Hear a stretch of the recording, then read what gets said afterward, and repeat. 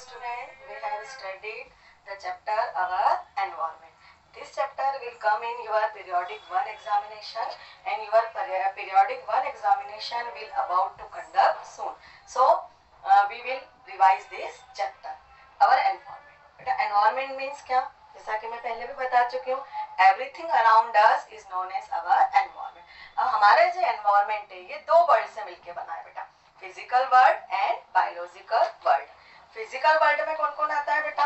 Air, water, soil, pressure and humidity. और biological means living things, plants and animals. अब ये जो entire physical and biological component है are depend on each other and so they are interact with each other in order to maintain a balance in the environment. और ये जो बेटा physical और biological environment है ये आपस में इंटरेक्ट होते हैं और इसी के कारण हमारा एनवायरनमेंट जो है क्या होता है बेटा? बैलेंस रहता है. But as we know human beings are only the organism who can change their environment to fulfill their demands. So the uncontrolled human population and human activity and advent of new technology in the recent past have changed the balance and healthy environment and leads to the several environmental problem.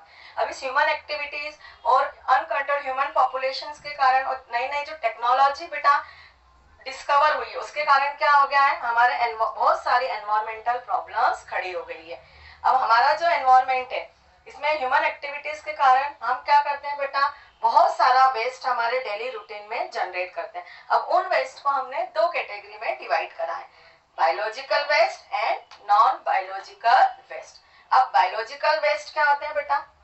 The waste which are broken down and disposed of in the nature due to the action of microorganism is known as biological waste. ऐसे waste बेटा जो microbial action के कारण dispose हो जाते हैं और nature में मिल जाते हैं उसको हम क्या कहते हैं बेटा? Biological waste.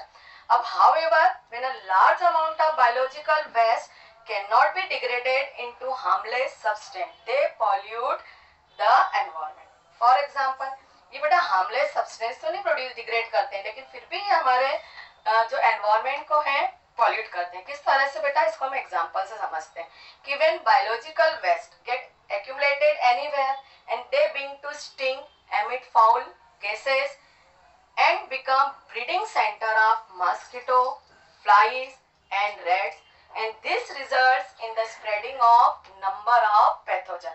अब इनके कारण क्या होता है बेटा? ये कहीं भी पड़े रहते हैं तो इनके कारण क्या होता है? मॉस्किटोज पनपते हैं, मक्खियां पनपती हैं और इन पैथोजेंस के कारण क्या होती है? बहुत सारी बीमारियां हमारे एनवायरनमेंट में स्प्रेड होती है बेटा. अब नॉन बायोडिग्रेडेबल ऐसे वेस्ट जो डिस्पोज नहीं होते हैं माइक्रोबियल एक्शन के थ्रू उसको हम क्या कहते हैं बेटा? Non biodegradable waste. अब non biodegradable waste for example polythene है, आपकी प्लास्टिक है, मेटल्स हैं, केमिकल्स हैं एंड टॉक्सिक सब्सटेंस है. अब इनका सबसे बड़ा बेटा नुकसान क्या है? नॉन बायोडिग्रेडेबल वेस्ट के कारण हमारे एनवायरनमेंट को पॉल्यूट तो करते हैं बेटा लेकिन ये क्या करते हैं? फाउल स्मेल प्रोड्यूस करते हैं और उस स्मेल के कारण तरह तरह की डिसीज हमारे एनवायरनमेंट पे स्प्रेड होती है. फिर ये जो केमिकल्स है बेटा या टॉक्सिक्स मटेरियल है ये हमारी फूड चेन में एंटर कर जाते हैं और बायोलॉजिकल मैग्निफिकेशन प्रोड्यूस करते हैं. अब हम ये जो इंटरेक्शन होता है बेटा बायोलॉजिकल एंड फिजिकल एनवायरनमेंट में इसी को हम क्या कहते हैं बेटा? इकोसिस्टम. तो the interaction of biotic and abiotic component with their environment is known as ecosystem. अब हम पहले भी पढ़ चुके हैं बेटा इकोसिस्टम टू टाइप्स के होते हैं, natural ecosystem and artificial ecosystem. जो नेचुरली अकरिंग इकोसिस्टम है उसको हम क्या बोलते हैं? Natural ecosystem. और जो मैन मेड इकोसिस्टम है उसको हम बोलते हैं आर्टिफिशियल इकोसिस्टम. अब क्या आपको नेचुरल इकोसिस्टम्स की बेटा हमको सफाई करनी पड़ती है? नहीं.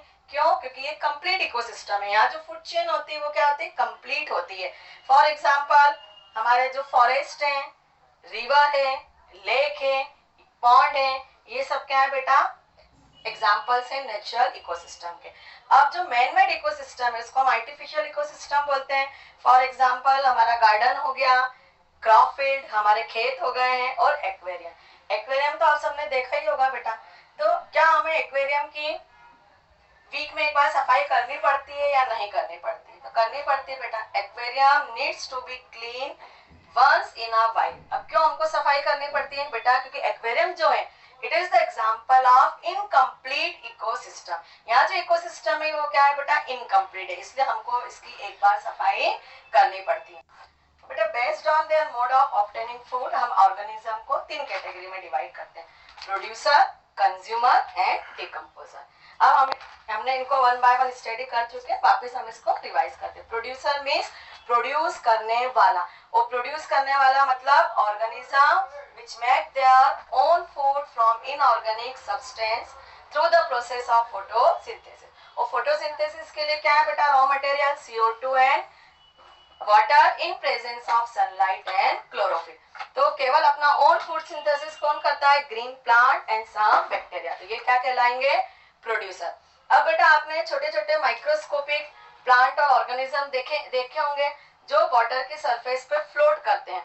तो जो वो सारे एक्वेटिक प्लांट है, माइक्रोस्कोपिक एक्वेटिक प्लांट है, float on the surface of water, उसको हम बोलते हैं बेटा फाइटोप्लैंक्टन। और जो एक्वेटिक माइक्रोस्कोपिक एनिमल्स से float on the surface of water are known as zooplankton. ये आपको ध्यान रखना है बेटा। वो जो छोटे छोटे एक्वेटिक प्लांट और ऑर्गेनिज्म से जो वाटर की सरफेस पे फ्लोट करते हैं उसके लिए बायोलॉजी में प्लांट्स के लिए टर्म है फाइटोप्लैंक्टन एंड एनिमल्स के लिए टर्म है बेटा ज़ूप्लैंक्टन। अब प्रोड्यूसर के बाद आता है बेटा कंज्यूमर। कंज्यूमर मींस कंज्यूम करने वाला, जो अपने फूड के लिए प्रोड्यूसर पे डिपेंड है, प्रोड्यूसर को कंज्यूम करता है, तो वो क्या कहलाते हैं बेटा? कंज्यूमर। अब इस कंज्यूमर को हम अगेन 3 कैटेगरी में डिवाइड करते हैं बेटा, primary consumer, secondary consumer, tertiary consumer. अब प्राइमरी कंज्यूमर मींस क्या होंगे? जो अपने फूड के लिए पूरी तरह से प्लांट या प्लांट प्रोडक्ट पे डिपेंड है, वो हमारे कहलाते हैं प्राइमरी कंज्यूमर। प्राइमरी कंज्यूमर्स में आएंगे सारे herbivorous animal, plant eating animals, for example cow, goat, deer, buffalo etcetera. अब प्राइमरी कंज्यूमर के बाद आता है बेटा secondary consumer. Secondary consumer means flesh eating animal, जो दूसरों एनिमल्स का फ्लेश खाते हैं, उसको हम बोलते हैं सेकेंडरी कंज्यूमर। अब इन्हीं सेकेंडरी कंज्यूमर को हम बोलते हैं प्राइमरी कार्निवोरस। इसमें कौन आ जाएगा बेटा? फॉर एग्जांपल फ्रॉग हुआ, लिजार्ड हुई, ये सब क्या हो गए हमारे? Secondary consumer. इसके बाद आता है बेटा टर्शियरी कंज्यूमर। अब टर्शियरी कंज्यूमर को हम बोलते हैं सेकेंडरी कार्निवोरस, जो अपने फूड के लिए किस पे डिपेंड है बेटा? सेकेंडरी कंज्यूमर पे डिपेंड है, वो कहलाते हैं टर्शियरी कंज्यूमर। एक फॉर एग्जांपल वुल्स हुए, भेड़िए, स्नेक एक्सेट्रा। इसके बाद आता है बेटा हमारा क्वाटरनरी कंज्यूमर। क्वाटरनरी कंज्यूमर को हम बोलते हैं top consumer. They are not eaten by other animals, जो दूसरे एनिमल्स के द्वारा खाए नहीं जाते हैं। For example lion, tiger, eagle and hawk. तो इस तरह से हमने बेटा यहाँ तक स्टडी कर चुके हैं, एक बार मैंने आपको रिवाइज भी कर दिया। अब जो नेक्स्ट टॉपिक है हम वी विल डिस्कस टुमारो। अब मैं आपको बेटा इससे रिलेटेड कुछ क्वेश्चंस है वो सेंड कर रही हूँ, उसके आप आंसर्स मुझे रिटर्न करके दिखाइएगा। Thank you.